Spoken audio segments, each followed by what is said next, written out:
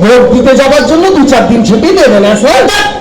এই যুদ্ধক্ষেত্রে এসে বাড়ি নিয়ে মেলা ফ্যাচ ফ্যাচ কাঁদিসনি। এখনকার কাজ এখন কর। তা কি করতে হবে?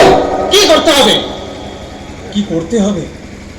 আজকে বালুরঘাট পৌরসভার পাশে দেখা যাচ্ছে একটা পদ্মনাটিকা হচ্ছে, এই নাটকটা সম্বন্ধে আপনি কি বলবেন? আমরা দেশ বাঁচাও গণমঞ্চের পক্ষ থেকে 30 তারিখ থেকে রওনা হয়েছি, জেলায় জেলায় ঘুরছি।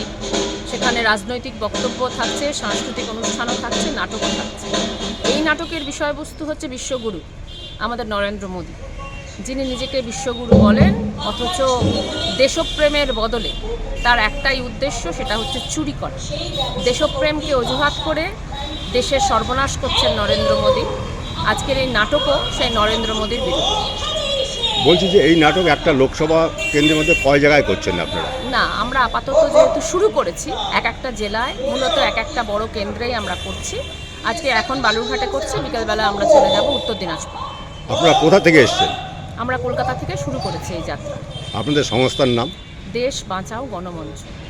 আপনার নাম আর ডেজিনেশন? বর্ণালী মুখার্জি, দেশ বাঁচাও গণমঞ্চের অন্যতম আহ্বায়ক। বিজেপিকে পরাস্ত করতে দেশ বাঁচাও গণমঞ্চের ডাক বিদ্যজনদের। দেশ বাঁচাও গণমঞ্চের তরফে বালুরঘাট শহরে সুরেশ রঞ্জন পার্ক সংলগ্ন এলাকায় একটি সভার আয়োজন করা হলো।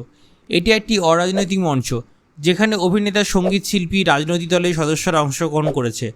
সকলেরই একটা উদ্দেশ্য কেন্দ্র থেকে বিজেপিকে হটাতে হবে, তা না হলে পরে গণতন্ত্র ও দেশকে বাঁচানো সম্ভব নয়। বৃহস্পতিবার দুপুরে বালুরঘাটে সুরেশ রঞ্জন পার্কের সামনে সেই সভা অনুষ্ঠিত হয়, যেখানে বালুরঘাট আপামর মানুষ উপস্থিত ছিলেন।